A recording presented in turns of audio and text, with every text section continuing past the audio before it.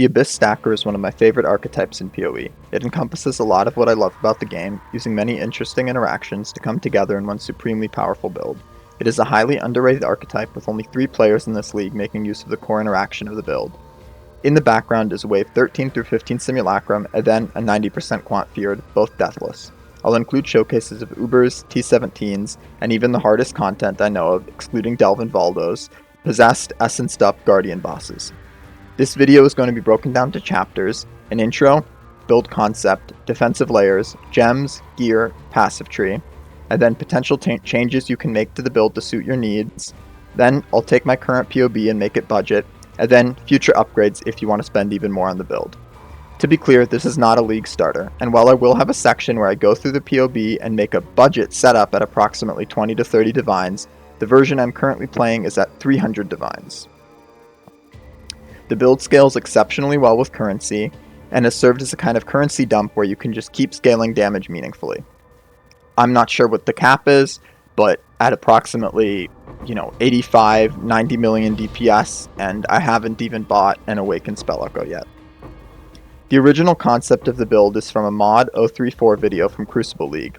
I don't know if she's the originator of the build, but she was the content creator who communicated it to me. A lot of the interactions in that video don't work, but the core concept is still a very strong way to hyperscale your damage.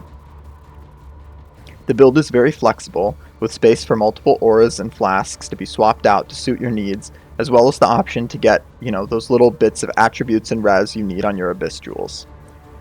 My current configuration is scaled to be somewhat well-rounded, though if you want to sacrifice some physical mitigation, you could very easily go from 87 to 150 or even 200 million DPS.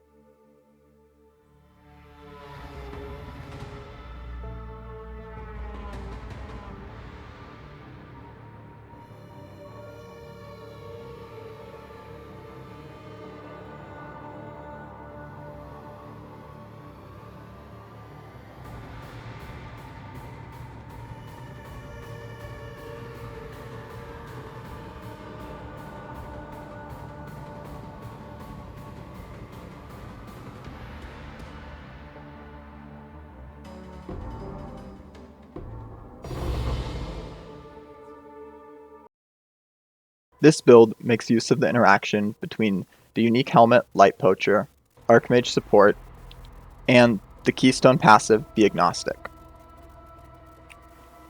Light Poacher grants us spirit charges on kill, but will constantly spend those spirit charges through the skill on the helmet Spirit Burst. The spirit charges themselves grant 5% of Fizz as extra of each element, and to maintain this buff we need to find a way to avoid Spirit Burst triggering.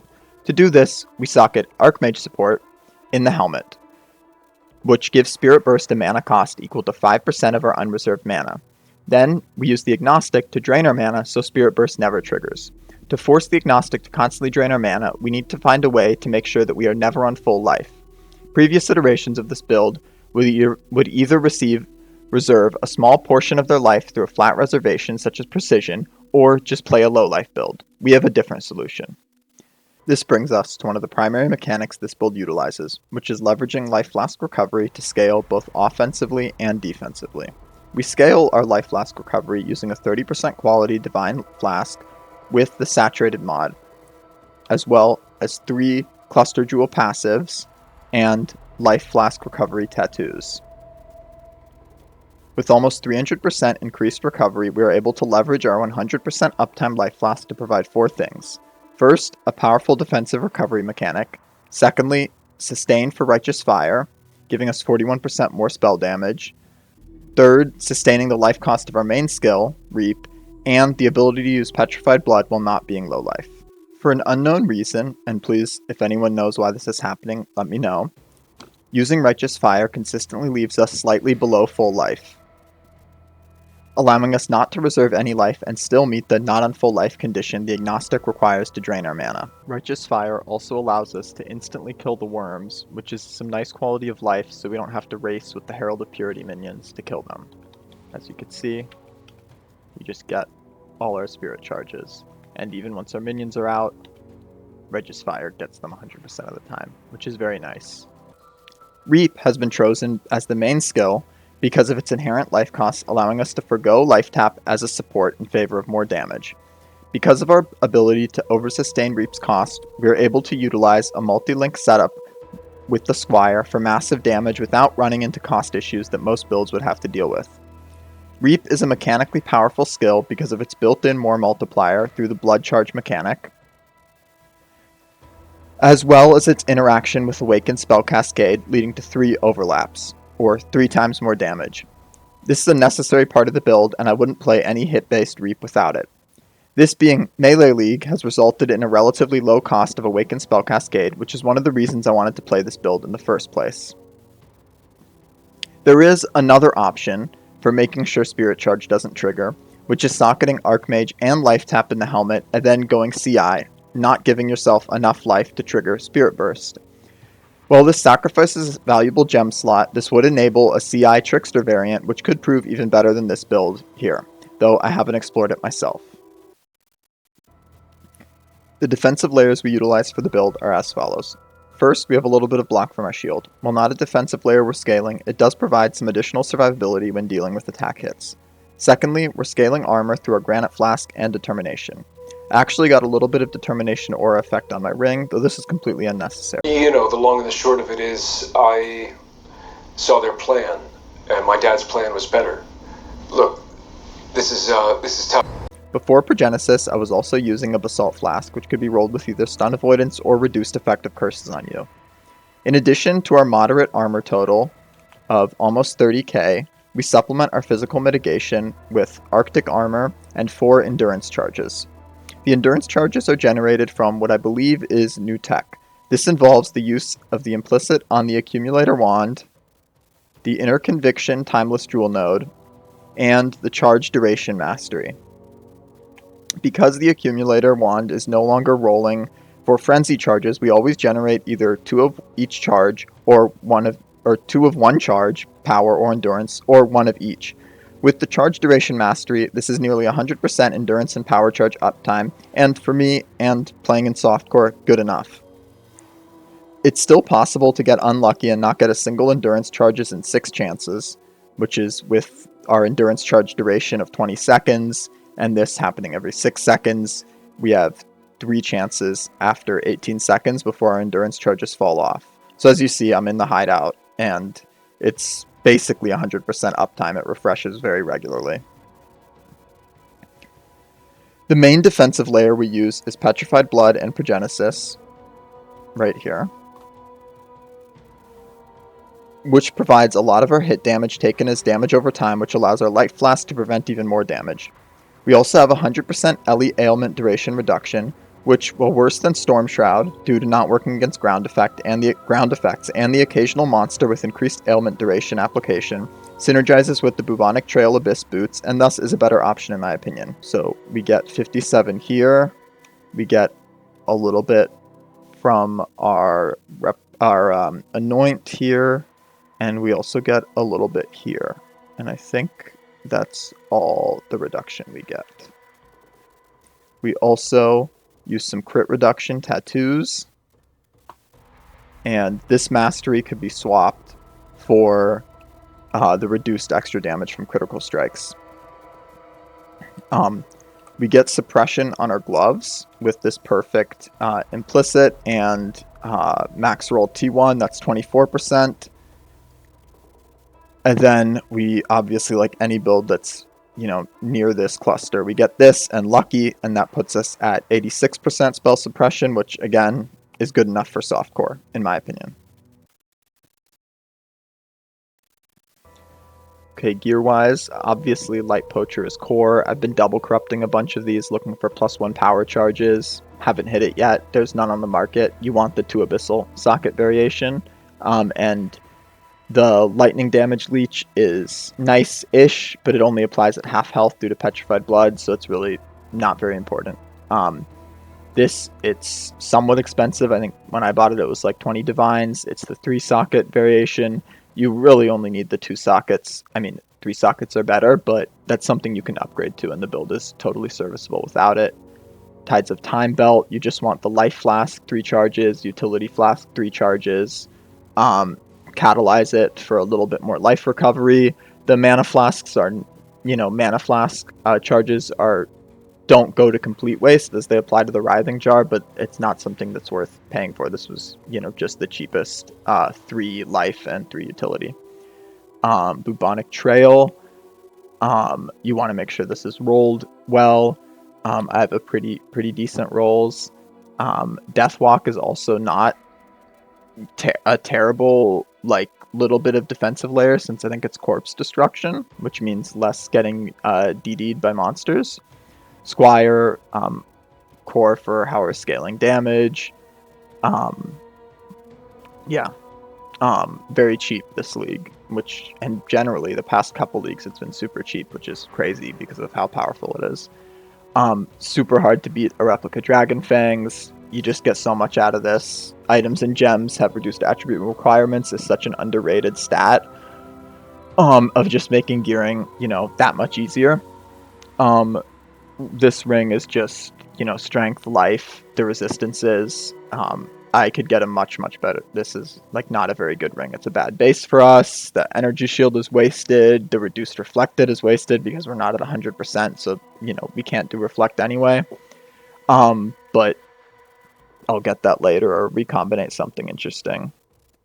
We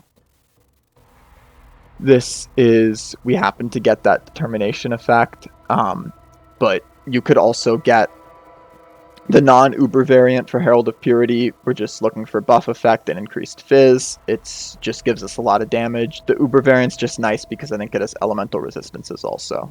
Obviously, we're not using the Herald of Thunder. This was just essence crafted into recombination to get us the max life, and then our perfect, or not perfect, but our all T1 suffixes. You just craft whatever conversion you need to make sure Trinity is reliable.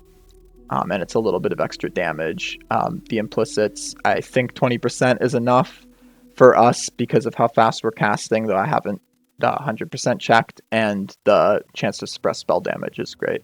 But you don't need it to be perfect by any means.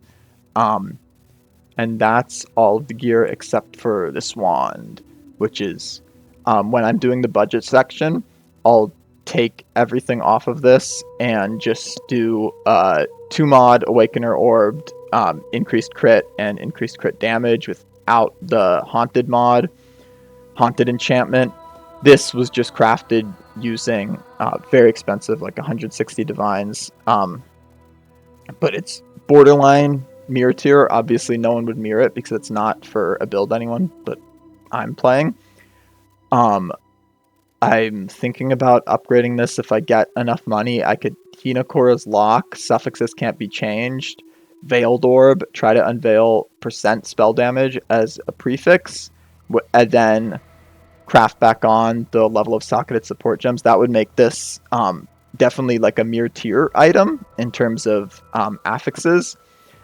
Or I'm thinking I could also just Gamba it. Suffixes Can't Be Changed, Veiled Orb. The other choice, which I would have done had I known about this previously, would be to use a bunch of Tempering Orbs to get an additional crafted mod before I craft on the Haunted by Tormented Spirits, and then I could have the level of socketed support gems and the % spell damage prefix, which I've seen up from your service. Wands like that with 4 mods and then 2 crafted mods, and then they get rid of the Tempering Orb mod. But really good. I just did Awakener, Orbing, 2 things together, trying to clean it up so it's just 2 mods, and then meta modding. Can have 3 crafted mods, and then crafting on 2 extra mods, and then recombinating that until I have 3 mods, and then doing the clean 3 modded with the same meta mod 2 extra mods until I hit this. It took like 160 divines, but super insane wand for me. Probably if you're making it yourself and you're not a POB warrior like I am a little bit, you would go for increased AoE rather than faster casting, since any faster casting is also essentially less regen, but it's just more pop damage than increased AoE because it doesn't get you up with just increased AoE. I don't think you're getting up to 4.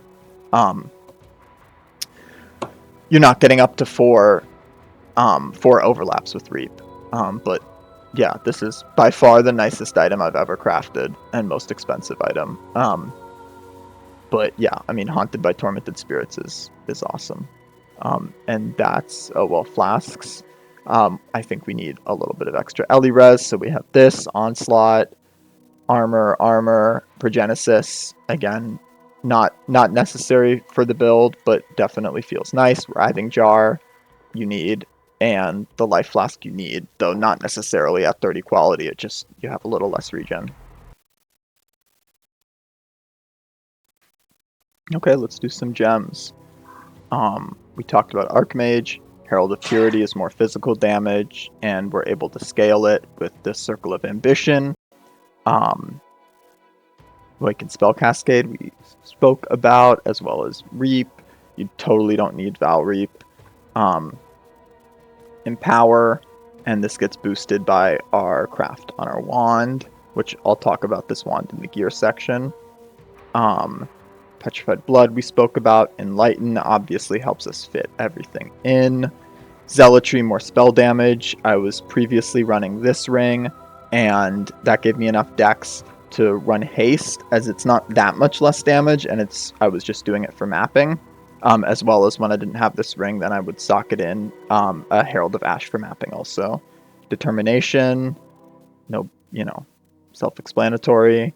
Arctic Armor we spoke about. This is just a nice, we don't have crazy good Fizz max hit, but with the endurance charges, the armor, and then standing still, which I think is underrated as we're like a self-cast build. So most of the time we can either manually dodge or we're going to be standing still.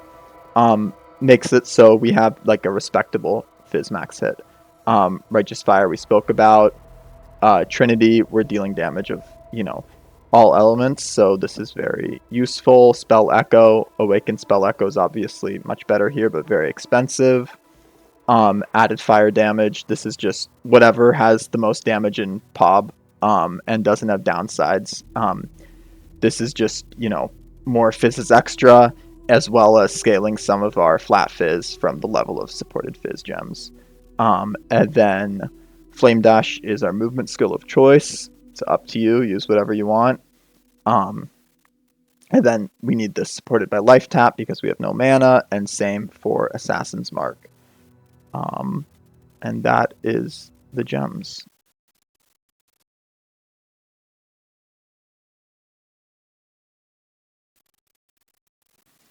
Okay, and now the passive tree. I think we've basically talked about everything.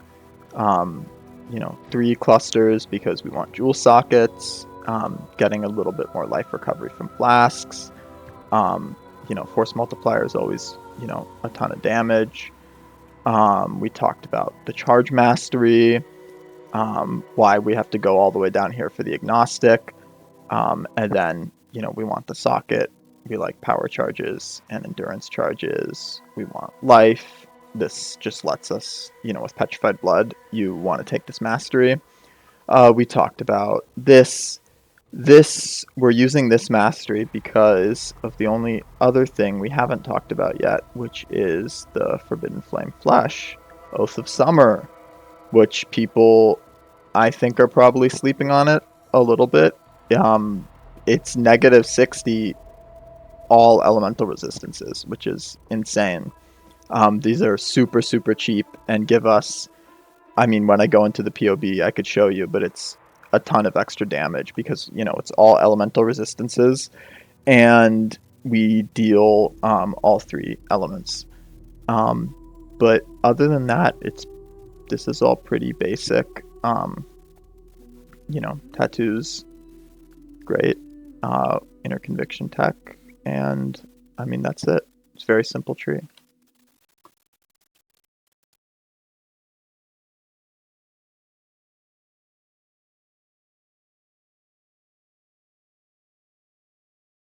We should be able to phase them, but we definitely want all our charges up before we start the fight. So sometimes gonna take a sec if we don't proc that 50% to not consume charges. Generally not too long. There we go. All right, and now we just drop our mark on him once he's damageable and start blasting him. There we go. Easy. Okay, so we got the POB here. I want to just show just how powerful the spirit charges are. That's, most of our damage is from having these up, and when I take these off, we're still benefiting from the Shroud of the Lightless. Ellie Pen, so it's actually even less damage than this if we weren't Abyss stacking. As well as how good the Scorch is. It's just, 20, 27, 26 million DPS. I think this is just, a really awesome node because, the other alternate ailments, most builds want, Brittle's nice, but if you take Brittle instead of Freeze, you're losing some, defenses.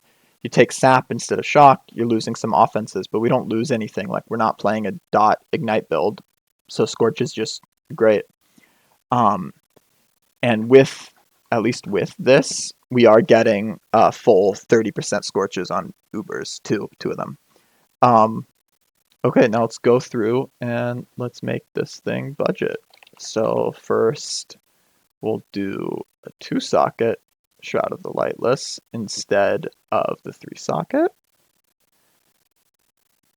We'll toss that in. Lose a little DPS there. We will fix our wand.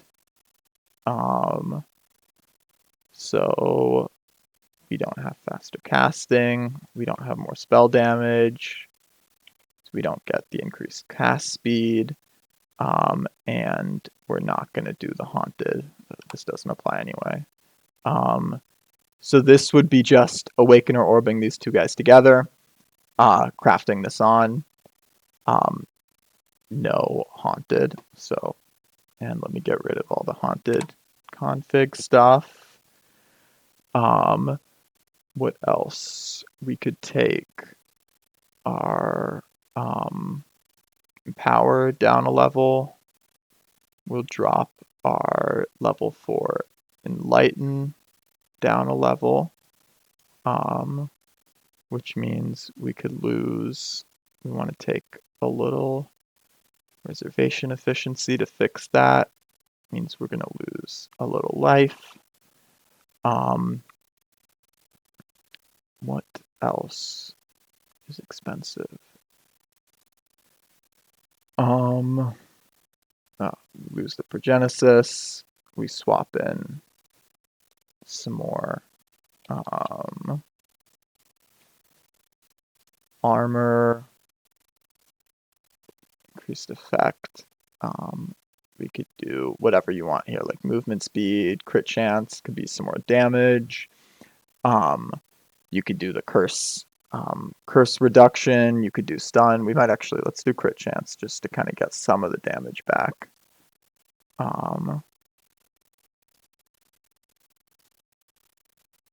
There we go. Just thinking, what else?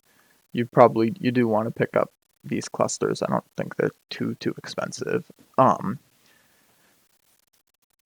think, that's pretty decently budget. We lost like 400 life. We lost, a little more than half our damage, though, 36 million is still very respectable. We lost a lot of chaos res. We gained some armor. I guess I should talk about what we do for our jewels. Basically, you want cast speed if you've dealt a critical strike recently, crit multi, and flat life, as well as whatever attributes or resistances you need. I'll put a bit of that at the beginning of the video also because that's pretty important. And there, you want those three. You could just get 2 of them until you have enough money to get all 3. They're not super expensive. Like you're paying, between like 50C and a divine for them. Maybe more if you have, like one like this. This was a little more with the reservation efficiency and some attributes and the, perfect roll, life and crit multi. But generally, like you're going to have 3-stat jewels mostly, and that's totally fine. So I think even whatever budget, you would count this at, I'll put this in the POB or in the description. But I think this is still a pretty powerful build for, not super cheap, but also not, crazy 100 of divines expensive. I mean, we don't have Val Reap on or anything. You do need the Awakened Spell Cascade. This is not, a couple divines.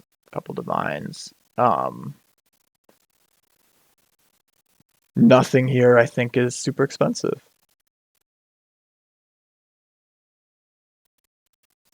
Okay, so we're gonna do a T17 with my normal strategy I've been doing,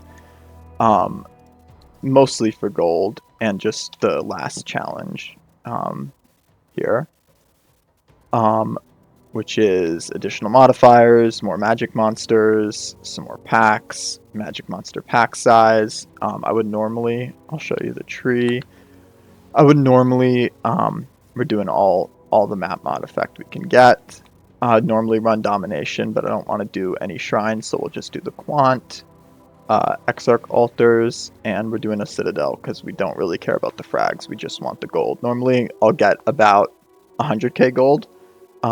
We could deposit so we could see. And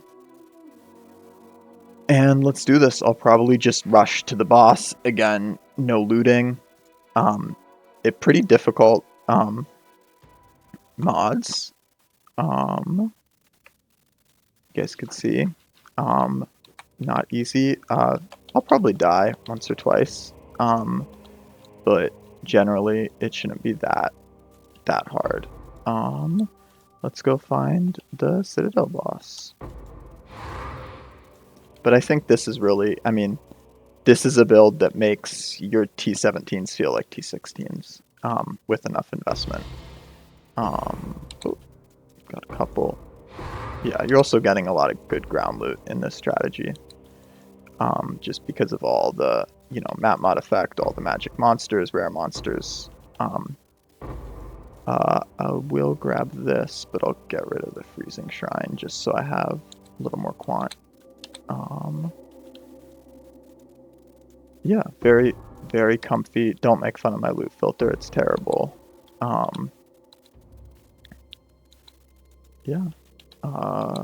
Let's go find the boss. I think the Citadel boss is considered one of the harder T17 bosses. I don't personally. I feel like the Abomination boss is tougher. Katarina is tougher. Sadly won't take this though. The increased AoE is super nice because I think you get an additional overlap. Also don't know what haunted mods I have. It doesn't tell you. Drop a portal. Since that extra, we curse him, and we could actually, we'll Val Reap and face him. The haunted mod with extra AoE, I think, gives us some extra overlaps. Oh, and we died.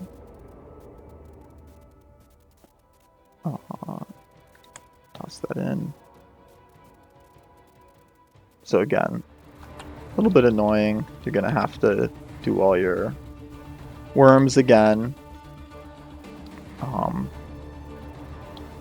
But yeah, there you go.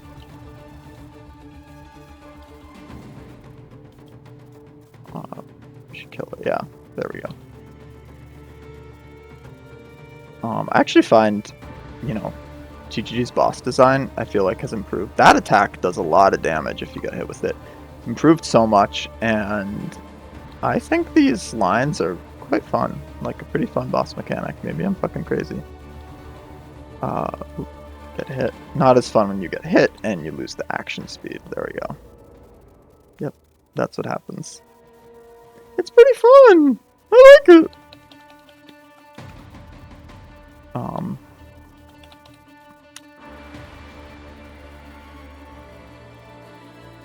Yeah. So, generally I'd say probably dying maybe once a map, maybe less. I mean, they're really quick to kill. It's not a big problem. I mean, there we go. Done. Oh no. Never mind. We still have Uhtred. Yeah, those balls seem to do a lot of damage. There we go. So that is the map. I died a couple times, but pretty difficult. I mean, 1200% increased crit, plus 130 crit multi, vulnerability, endurance charges. This doesn't really apply to us, but extra chaos, withered, removing 9% life mana and energy shield. I'd say, you know, not an easy map. I think dying twice on that is totally fine. Okay, so I guess I'm going to do 2 map showcases. I'll do a T17 with all the increased mod effect, and then I will do this build an Uber tree with our essence stuff and our potential possession. All right, let's get into it. This is, you know, as many essences as, at least as I know how to put on a map, and a Hydra. And then you could see a little bit of how the build plays. It's pretty smooth. You're only, you know, do your flasks at the beginning of the map, Righteous Fire. You don't need to go all the way up to 15. Your regular reap will, you know, do enough damage that it's fine. So it's really, you know, 1.5 buttons. I don't know what you guys count the life flask as. But you don't have to manage anything, like, you know, waiting until it's right there. You could, you know, whatever, you hit it, you know, 3 times in a row. It doesn't matter. You have enough sustain that it's, you know, super comfy. And then just casting reap. So we'll just go through. I'm just going to do the essences to do the showcase, but not worry about looting everything. So it's not boring for you guys. Oh, but I'll loot everything after, don't worry. So, you know, super comfy. Again, I think I mentioned it before, but the Writhing Jar with the instant recovery ends up being this, you know, super nice defensive layer. And yeah, I mean, I'm not even marking anything or using Val Reap. Any of these, doesn't matter how big they are. Oh, and I'm dead. Well, there you go. Get the authentic look at the build. Moderately tanky, but not insanely so. And I'll portal when I get a little closer. You're sadly not able to run our lovely, I think that monster had, it looked like I had Scorch, like double 30% Scorch. I think it had a reflect elemental ailment thing must be like with increased duration. Yeah, I do. See, that's why I'm dying. So we will try to kill it from far away. So that's, I think, you know, good to include that. There are, you know, still some mods that'll kill you. We're inflicting a bunch of ailments, and if they reflect those to us, we will die. But yeah, just do all these essences other than, you know, the occasional spooky mod. Very easy. Optional to run Herald of Ash. I kind of don't want to anymore because I've got the ring that scales up the purity, but it's still probably quite fine. We're not gonna buff it more than the essences, since I think it will be difficult enough. I might not be able to do it. This is like, to me, I mean, I guess you could do this on a T17 map boss, which would be even harder, but some of the hardest, I mean, juicing the shit out of it with essences is like a mean boss. So we're just gonna finish killing all of them so it's max juiced. Here we are. We'll drop a portal. And let's go in. Definitely, you know, mark Val Reap, dealing a ton of damage to us. We're dealing a little bit back. And this is where like that instant life flask comes in super handy. So this might take a second. It's not an easy fight. And I don't have Val Reap up anymore. Val Reap not necessary. And you'll see how much more health this guy has than Uber's when I do an Uber showcase also.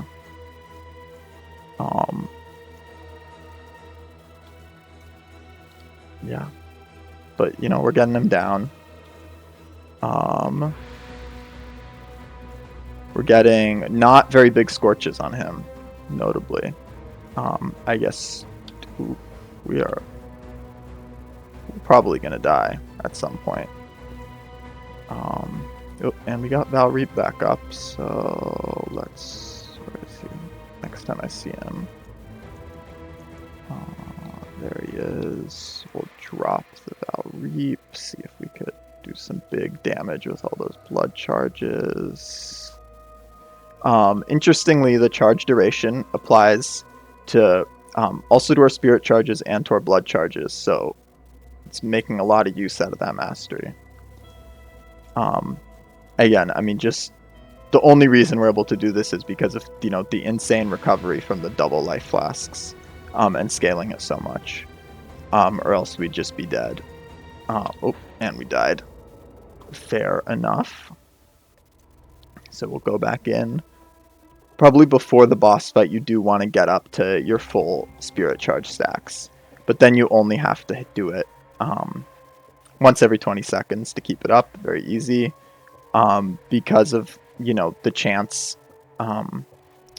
Actually, I'm not sure if it's only applies to utility flasks or all flasks, but yeah, not consume charges. We could normally just spam this, and sometimes it'll, you know, just keep going. All right, let's try to get his ass again. Val Reap him. And try to just cast a bunch. Yeah, we get our Corrupted Blood immunity from our Life Flask. We almost got him. I think 1 death. Pretty solid. This is... Oh, well, I guess I shouldn't count chickens, whatever, you know. But we could Val Reap again. Oh. Yeah, so you'll see like how easy an Uber fight looks compared to this. Where is he? Almost got him. And there we go. Not worth our time, but a lot of essences, and I think a good showcase of just how good the build is.